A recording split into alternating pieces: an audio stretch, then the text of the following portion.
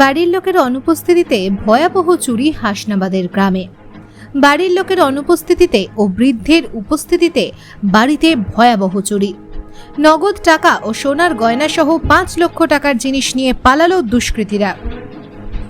বসিরহাটের হাসনাবাদ থানার বরুণহাট রামেশ্বরপুর গ্রাম পঞ্চায়েতের খরুর গ্রামের বাসিন্দা শঙ্কর দাসের বাড়িতে 77 বছরের বৃদ্ধ বাবা পঞ্চানন দাসকে রেখে এক রাতের জন্য বাইরে গিয়েছিলেন।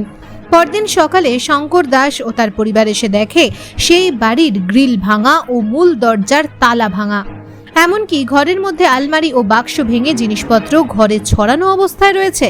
তখন তারা দেখেন যে প্রায় 2,10,000 টাকা নগদ সহ বেশ কয়েকটি সোনার গয়না সহ মোট 4 লক্ষ টাকার সামগ্রী ওই আলমারি ও বাক্স থেকে গায়েব।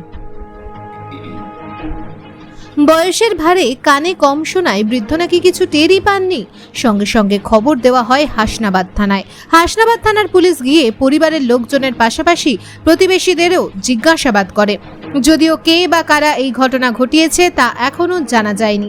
এই বিষয়ে এখনো পর্যন্ত হাসনাবাদ থানায় লিখিত কোনো অভিযোগ জমা পড়েনি।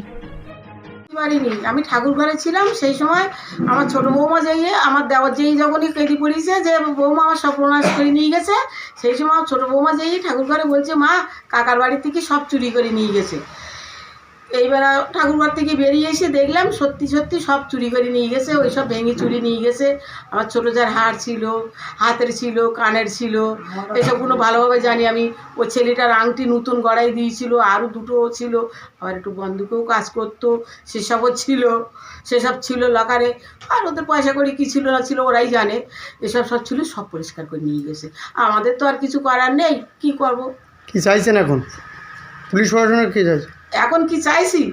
এখন চাইছি এরা গরিব মানুষ, ওই যে পরের টাকা এনে ঘরে রেখেছিল, কোথার থেকে দেবে ছেলেটা? হ্যাঁ, আর আমার দেওয়ার তো বুড়ো, এদের তো কোনো এ নেই, তারপরে কোনো কাজ বাজ করে না, ছেলেটা ওই ছাড়া কিছুই জানে না।